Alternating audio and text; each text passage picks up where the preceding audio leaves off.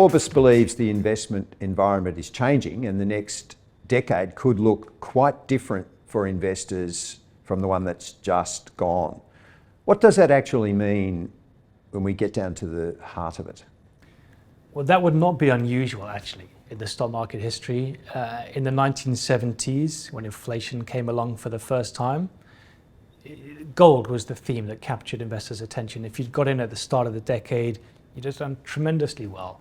If you'd bought gold at the end of the decade, you'd still be down in real terms even 40 years later. The 1980s was Japan, and same story. If you'd bought in at the start of the 1980s, you'd have made many, many times your money. If you bought in at the end of the decade, when the imperial palace of Japan was said to be worth the same as all of the land in California, the Japanese stock market has still not recovered to the peak of 1989. So it does happen periodically. 1990s was the Nasdaq bubble. It took 15 years to recover. So it does happen that you have these big themes with a strong grain of truth that ultimately go too far, and that's when it can be dangerous. And that's when things tend to change. And the environment that's worked for the last 10 years is often very, very different from what works in the 10 years ahead.